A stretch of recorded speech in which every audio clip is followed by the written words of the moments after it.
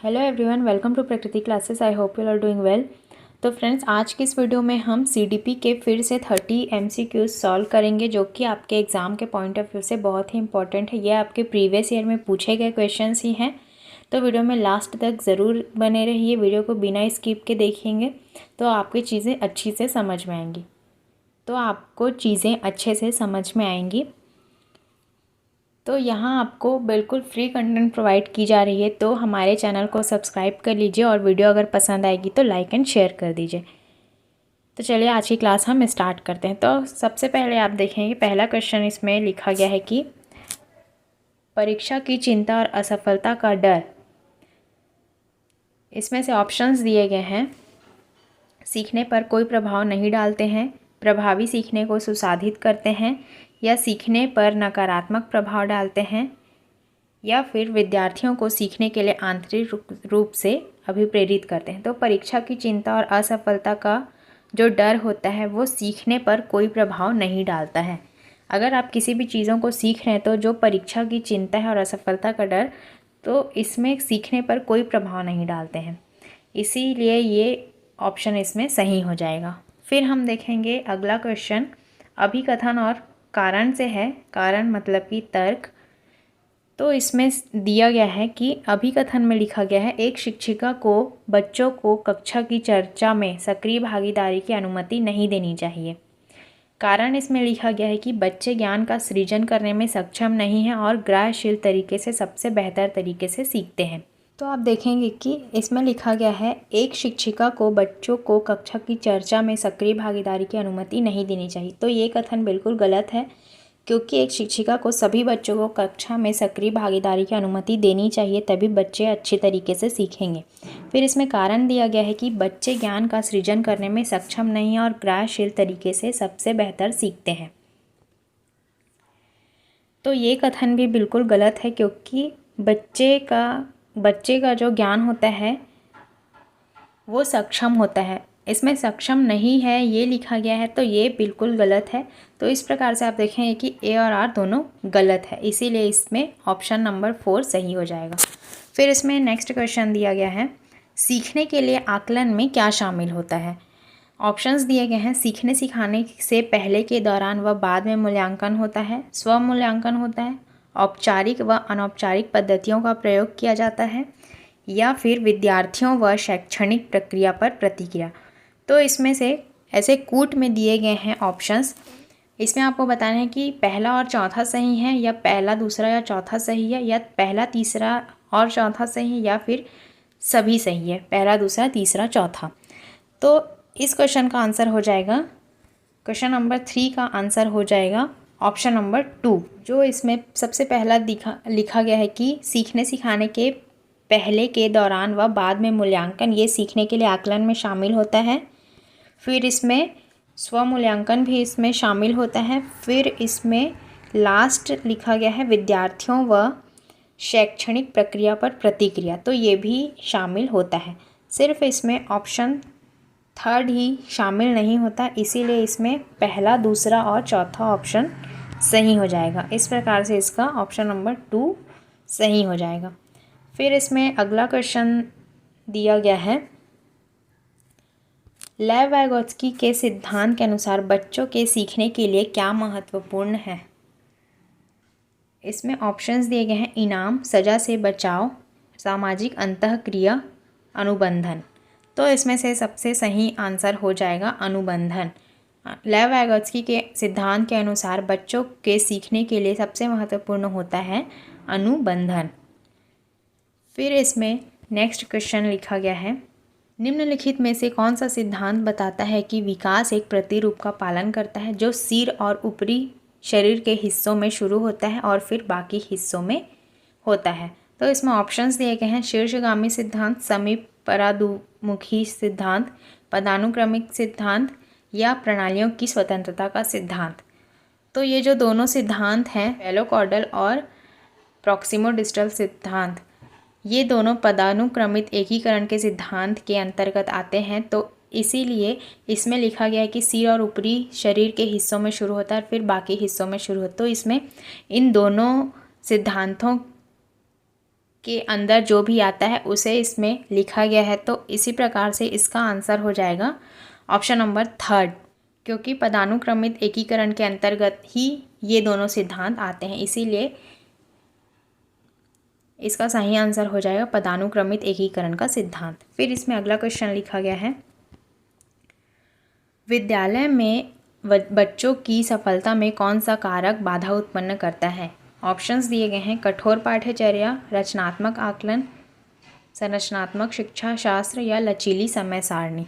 तो इसका आंसर हो जाएगा कठोर पाठ्यचर्या। ये सभी पॉजिटिव ऑप्शंस हैं और एक ही नेगेटिव ऑप्शन है, इसीलिए इसमें जो बाधा उत्पन्न करता है वो कठोर पाठ्यचर्या बच्चों की सफलता में बाधा उत्पन्न करता है। इस प्रकार से इसका आंसर ऑप्शन नंबर 1 सही हो जाएगा। फिर इसमें नेक्स्ट क्वेश्चन दिया गया है, निम्न में से कौन सा संवेग अर्थपूर्ण सीखने की प्रक्रिया को सुसाधित करेगा? तो इसमें ऑप्शंस दिए गए हैं, तनाव, भारी चिंता, जिज्ञासा या हीनता। तो इसमें से इसका सही आंसर हो जाएगा क्वेश्चन नंबर 7 का सही आंसर हो जाएगा जिज्ञासा। जिज्ञासा जो होता है वो संवेग अर्थपूर्ण सीखने की प्रक्रिया को सुसाधित करेगा। तनाव नहीं होता, भारी चिंता भी नहीं होता और हीनता भी नहीं, ये तीनों नेगेटिव ऑप्शंस होते हैं। एक ही पॉजिटिव ऑप्शन दिया गया है, इसीलिए ये आंसर इसमें सही हो जाएगा। फिर इसमें नेक्स्ट क्वेश्चन दिया गया है, निम्न में से कौन सा आंतरिक अभिप्रेरणा का उदाहरण है? एक होता है आंतरिक अभिप्रेरणा, एक होता है बाह्य अभिप्रेरणा। तो इसमें ऑप्शंस दिए गए हैं, रुचि के कारण नया कौशल सीखना, इनाम जीतने के लिए प्रश्नोत्तरी में भाग लेना, सजा से बचने के लिए गृह कार्य पूरा करना या फिर माता पिता की प्रशंसा पाने के लिए पढ़ाई करना। तो आप देख सकते हैं कि आंतरिक अभिप्रेरणा में सिर्फ एक ही ऑप्शन सही है, क्योंकि रुचि के कारण नया कौशल सीखना, बच्चे में किसी रुचि के कारण नया कौशल सीखने की अभिप्रेरणा जागृत होती है तो वो आंतरिक अभिप्रेरणा के अंतर्गत आएगा। और जो इसमें इनाम जीतने के लिए प्रश्नोत्तरी में भाग लेना, सजा से बचने के लिए गृह कार्य पूरा करना और माता पिता की प्रशंसा पाने के लिए पढ़ाई करना, तो ये सभी आते हैं आपके बाह्य अभिप्रेरणा के अंतर्गत, इसीलिए इसमें ऑप्शन नंबर 1 ही सही हो जाएगा।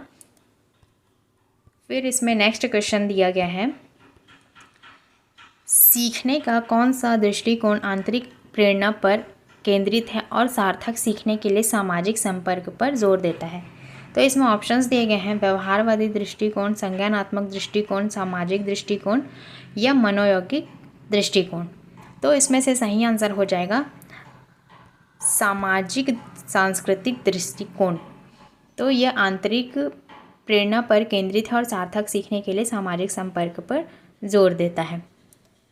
फिर इसमें अगला क्वेश्चन दिया गया है, अभिकथन और तर्क से। क्वेश्चन में लिखा गया, अभिकथन में संवाद पर चर्चा की प्रक्रियाएं बच्चों को बेहतर समस्या समाधानकर्ता बनाने में सहायक होती है। तर्क में लिखा गया है कि सीखने की प्रवृत्ति सामाजिक है। अब इसमें से आपको बताना है कि सही ऑप्शन क्या है। तो आप देख सकते हैं कि संवाद पर जो चर्चा की प्रक्रिया है वो बच्चों को बेहतर समस्या समाधानकर्ता बनाने में सहायक होती है। ये ऑप्शन बिल्कुल सही है, जो इसका कथन दिया गया है वो बिल्कुल सही है। फिर इसमें जो कारण दिया गया है, सीखने की प्रवृत्ति सामाजिक होती है, तो ये भी बिल्कुल सही है। तो इस प्रकार से इसका आंसर हो जाएगा ए और आर दोनों सही है और ए की आर सही व्याख्या करता है। फिर इसमें अगला क्वेश्चन दिया गया है, बच्चे की सीखने की प्रक्रियाएं सामाजिक सांस्कृतिक संदर्भ में होती है या उनकी आनुवंशिक संरचना के आकलन के बाद सटीक भविष्यवाणी की जा सकती है। बच्चों की सीखने की प्रक्रिया को कड़ी सजा देकर सुसाधित किया जा सकता है। बच्चों में सीखने की प्रक्रिया में उनकी विकास में बाधा उत्पन्न होती है। तो आप देख सकते हैं कि इसका सही आंसर हो जाएगा सामाजिक सांस्कृतिक संदर्भ में होती है। बच्चों की जो सीखने की प्रक्रियाएं होती है वो सामाजिक सांस्कृतिक संदर्भ में होती है। ये सभी ऑप्शन नेगेटिव है, कड़ी सजा नहीं देना है, ना ही बाधा उत्पन्न करना है, ना ही सटीक भविष्यवाणी कोई की जा सकती। तो इस प्रकार से इसमें सही आंसर हो जाएगा सामाजिक सांस्कृतिक संदर्भ में होती है, यही इसका सही आंसर हो जाएगा। फिर आप देखेंगे अगला क्वेश्चन इसमें दिया गया है, किस तरह की गतिविधियों में हिस्सा लेने पर विद्यार्थी बहुत प्रभावित ढंग से सीखते हैं? ऑप्शंस दिए गए हैं, गैर संदर्भित गतिविधियाँ, यांत्रिक रूप से की जाने वाली गतिविधियाँ, अर्थपूर्ण गतिविधियाँ या फिर ऐसी गतिविधियाँ जो शिक्षकों द्वारा पूर्ण रूप से नियंत्रित और निर्देशित हों। तो इसमें से सही आंसर हो जाएगा ऑप्शन नंबर थर्ड, अर्थपूर्ण गतिविधियाँ जो होती हैं हिस्सा लेने पर विद्यार्थियों को बहुत प्रभावित ढंग से सीखते हैं। जो अर्थपूर्ण गतिविधियाँ होती हैं उनमें जब विद्यार्थी हिस्सा लेते हैं तो बहुत ही प्रभावी ढंग से सीखते हैं। तो इस प्रकार से इसका आंसर हो जाएगा ऑप्शन नंबर थर्ड। फिर नेक्स्ट क्वेश्चन लिया गया है, अपनी सोच के बारे में सोचना क्या कहलाती है? पूर्व अभ्यास, रटना, अधिसंज्ञान या सामीकरण? तो इसका सही आंसर हो जाएगा अधिसंज्ञान। अधिसंज्ञान को कहते हैं मेटाकॉग्निशन। मेटाकॉग्निशन। तो इस प्रकार से इसका आंसर हो जाएगा अधिसंज्ञान। फिर इसमें नेक्स्ट क्वेश्चन दिया गया है, समस्या समाधान की प्रक्रिया में बाधक है अनुरूपित सोच, कलन विधि, स्वानुभाविक या अनुक्रिया समुच्चय? तो इसमें से इसका आंसर हो जाएगा जो समस्या समाधान की प्रक्रिया में बाधक होती है वो होती है अनुक्रिया समुच्चय। फिर इसमें नेक्स्ट क्वेश्चन दिया गया है, निम्नलिखित में से कौन सी प्रक्रिया सार्थक सीखने को बढ़ावा देती है? अन्वेषण और चर्चा, अनुकूलन, मानकीकृत मूल्यांकन या बार बार वेधन और अभ्यास? तो इसमें इसका सही आंसर हो जाएगा जो सार्थक सीखने को बढ़ावा देती है तो उसमें आएगा अन्वेषण और चर्चा। आप अन्वेषण और चर्चा जितना ज़्यादा करेंगे वो सार्थक सीखने को बढ़ावा देगी। इस प्रकार से इसका आंसर हो जाएगा ऑप्शन नंबर 1। फिर इसमें नेक्स्ट क्वेश्चन दिया गया है, इनमें से कौन सा सामाजिक रचनावादी कक्षा का उदाहरण है? एक कक्षा जहां शिक्षक पाठ्य पुस्तक में प्रश्नों के उत्तर निर्धारित करता है। एक कक्षा जहां जो पढ़ाया जाता है उसका निर्धारण इस बात से होता है कि क्या मूल्यांकन किया जाना है। एक कक्षा जहां शिक्षक विद्यार्थियों को उचित पुरस्कार देकर उनके व्यवहार को नियंत्रित करता है। एक ऐसी कक्षा जहां बच्चे सहयोगात्मक तरीके से सीखते हैं। तो देखिए कहीं पर भी पुरस्कार देकर उनके व्यवहार को नियंत्रित करना ये ऑप्शन बिल्कुल गलत होता है। और एक कक्षा जहाँ जो पढ़ाया जाता है उसका निर्धारण इस बात से होता है कि क्या मूल्यांकन किया जाना, ये भी ऑप्शन गलत है। एक कक्षा जहाँ शिक्षक पाठ्य पुस्तक में प्रश्न के उत्तर निर्धारित करता है, ये भी ऑप्शन बिल्कुल गलत है। जहाँ पर भी सहयोगात्मक की बात आती है वो ऑप्शन बिल्कुल सही होता है। तो इस प्रकार से इसका आंसर सही हो जाएगा ऑप्शन नंबर 4। एक ऐसी कक्षा जहाँ बच्चे सहयोगात्मक तरीके से सीखते हैं, तो वो ऑप्शन बिल्कुल सही हो जाएगा। इस प्रकार से इसका आंसर हो जाएगा ऑप्शन नंबर 4। फिर अगला क्वेश्चन देखेंगे।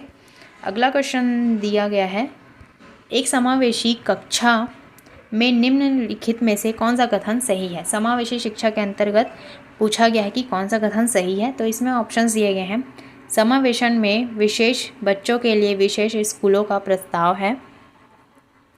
देखिए आप, समावेशन में विशेष बच्चों के लिए विशेष स्कूलों का प्रस्ताव है। समावेशी शब्द का मतलब होता है कि जिसमें सामान्य बच्चे एवं दिव्यांग बच्चे दोनों तरीके के बच्चों को समावेशी कक्षा के अंतर्गत शामिल किया जाता है। तो इसमें विशेष बच्चों के लिए विशेष स्कूल का प्रस्ताव है, तो ये ऑप्शन बिल्कुल गलत हो जाएगा।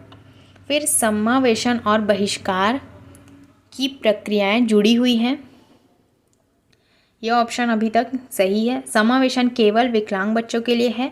मैंने अभी बताया कि समावेशी शिक्षा में सामान्य बच्चे और विकलांग बच्चे दोनों आते हैं, तो ये ऑप्शन भी गलत हो जाएगा। समावेशन सभी बच्चों के साथ समान व्यवहार करते हुए पाठ्यक्रम के मानकीकरण पर जोर देता है। मानकीकरण भी आपका नेगेटिव वर्ड है, इसीलिए इसमें ऑप्शन नंबर 2 ही सही हो जाएगा। इस प्रकार से इसका आंसर हो जाएगा समावेशन और बहिष्कार की प्रक्रियाएँ जुड़ी होती हैं एक समावेशी शिक्षा के अंतर्गत। फिर इसमें नेक्स्ट क्वेश्चन दिया गया है, रचनात्मकता की एक आवश्यक और विशिष्ट पहचान विशेषता कौन सी होती है? अभिसारी सोच, विचारों की मौलिकता या कार्यों को दोहराने के लिए वरीयता या विचार में केंद्रीयता? तो जो आपके विचारों की मौलिकता होती है वो रचनात्मकता की एक आवश्यक और विशिष्ट पहचान होती है। एक होता है अभिसारी सोच और एक होता है अपसारी सोच। तो जो अपसारी सोच होता है वो रचनात्मकता के अंतर्गत आएगा, ना कि अभिसारी सोच। फिर इसमें नेक्स्ट क्वेश्चन दिया गया है, समावेशी स्कूलों को चाहिए कि वे विविधता को समझें, स्वीकार करें और महत्व दें, बच्चों को पहचाने, नामकरण करें और इन्हें पृथक करें। देखिए नामकरण और पृथककरण करना दोनों ही नेगेटिव पॉइंट है, तो ये ऑप्शन बिल्कुल गलत हो जाएगा।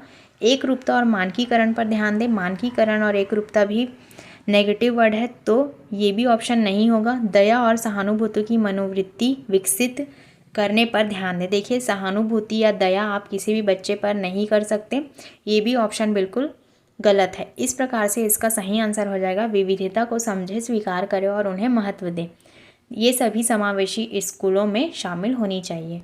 फिर इसमें अगला क्वेश्चन दिया गया है, सीखने की अक्षमता वाले छात्रों के लिए निम्नलिखित में से कौन सा उचित समावेशन है?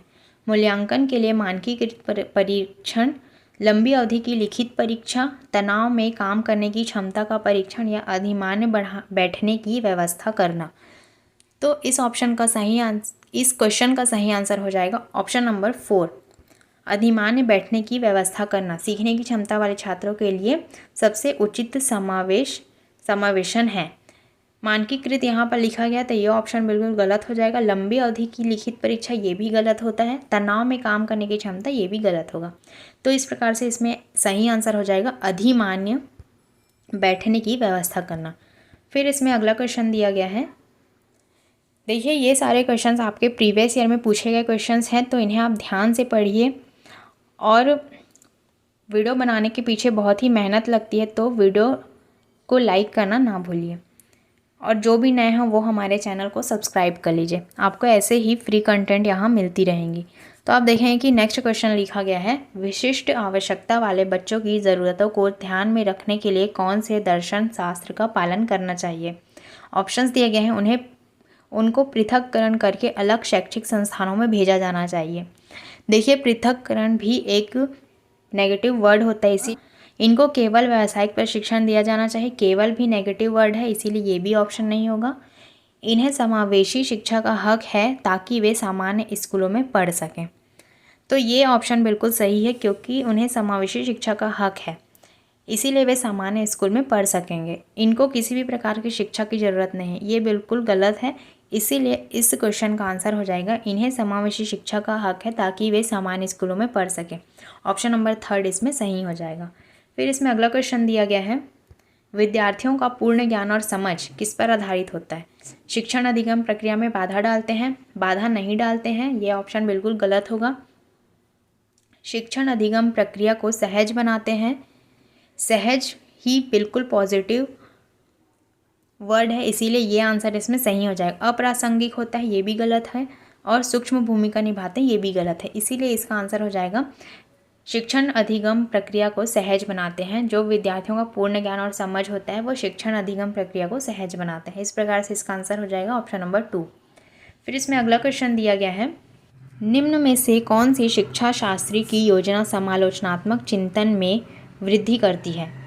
तो समालोचनात्मक चिंतन में वृद्धि कौन सा ऑप्शन करेगा? इसमें आप देखें कि ब्लैक बोर्ड से शिक्षक द्वारा लिखे गए उत्तरों की नकल करना, ये ऑप्शन बिल्कुल गलत है। मानस मंथन करना, ये ऑप्शन बिल्कुल सही है। पाठ्य पुस्तकों से अनुच्छेद को कई बार लिखना या परोक्ष प्रत्यक्ष निर्देशित करना, तो ये भी ऑप्शन गलत है और ये भी ऑप्शन गलत। मानस मंथन करना ही ब्रेन स्टॉर्मिंग, इसका मतलब होता है ब्रेन स्टॉर्मिंग। मानस मंथन करना ही समालोचनात्मक चिंतन में वृद्धि करती है, इसीलिए इसका आंसर हो जाएगा मानस मंथन करना। क्वेश्चन नंबर 23 का ऑप्शन सही हो जाएगा ऑप्शन नंबर 2। फिर इसमें नेक्स्ट क्वेश्चन दिया गया है, लेव वाइगोत्स्की के अनुसार संज्ञानात्मक विकास को प्रभावित करने वाला मुख्य कारक क्या है? परिपक्वता, पुनर्बलन, सामाजिक अंतःक्रिया या संज्ञानात्मक द्वंद्व। तो आप सभी को पता है कि लेव वाइगोत्स्की ने सामाजिक सांस्कृतिक सिद्धांत दिया था, तो इस प्रकार से इसका आंसर हो जाएगा सामाजिक अंतःक्रिया। फिर इसमें नेक्स्ट क्वेश्चन दिया गया है कि बाल्यावस्था से क्या अभिप्राय होता है? तो बाल्यावस्था एक सामाजिक संरचना होती है, एक शारीरिक संरचना है। बच्चों के जन्म से लेकर उसके विद्यालय जाना शुरू करने तक की अवधि को अभिलक्षित करने वाला चरण होता है, या विकास की वह अवधि है जिसमें सिर्फ मात्रात्मक परिवर्तन होते हैं। तो इसमें से सबसे सही आंसर हो जाएगा इसका एक सामाजिक संरचना है। जो बाल्यावस्था होती है वो एक सामाजिक संरचना होती है, इस प्रकार से इसका आंसर हो जाएगा ऑप्शन नंबर 1। फिर इसमें अगला क्वेश्चन दिया गया है, निम्नलिखित में से कौन सी प्रक्रिया माध्यमिक विद्यालय के विद्यार्थियों में समान रचनात्मक चिंतन का संवर्धन कर सकती है? तो इसमें ऑप्शंस दिए गए हैं, विद्यार्थियों को स्वयं से पाठ्य पुस्तक पढ़ने के लिए कहना और सहपाठियों से चर्चा करने से बचना। जो चर्चा करने से बचना है ये हमें नहीं करना चाहिए, क्योंकि हम जितना ज़्यादा चर्चा करेंगे उतना अच्छे से सीखेंगे। फिर इसमें नेक्स्ट ऑप्शन दिया गया है, विद्यार्थियों को किसी भी विषय पर चर्चा करने के लिए कहना और सवाल पूछना। ये ऑप्शन बिल्कुल सही हो जाए, क्योंकि जितना ज़्यादा विद्यार्थी चर्चा करेगा और सवाल पूछेगा उतना वो अच्छे तरीके से सीखेगा। फिर व्याख्यान विधि का प्रयोग करते हुए अध्यापक द्वारा प्रस्तुतिकरण, तो व्याख्यान विधि गलत, मतलब कि नेगेटिव वर्ड होता है, इसीलिए ये ऑप्शन बिल्कुल गलत हो जाएगा। फिर इसमें लास्ट ऑप्शन दिया गया है, विद्यार्थियों को पाठ्य पुस्तक के अंत में दिए गए प्रश्नों के उत्तर लिखने एवं प्रत्यय स्मरण करने का गृह कार्य देना, तो ये भी ऑप्शन बिल्कुल गलत होता है, इसीलिए इसमें ऑप्शन नंबर 2 ही सही हो जाएगा। जितना ज़्यादा विद्यार्थी चर्चा करेगा और सवाल पूछेगा उतना ज़्यादा उसके रचनात्मक चिंतन का संवर्धन होगा। फिर इसमें नेक्स्ट क्वेश्चन दिया गया है, एक अध्यापिका किसी विषय को पढ़ाने के बाद विद्यार्थियों को संकल्पनात्मक मानचित्र बनाने के लिए कहती है, यह किसमें सहायक होगा?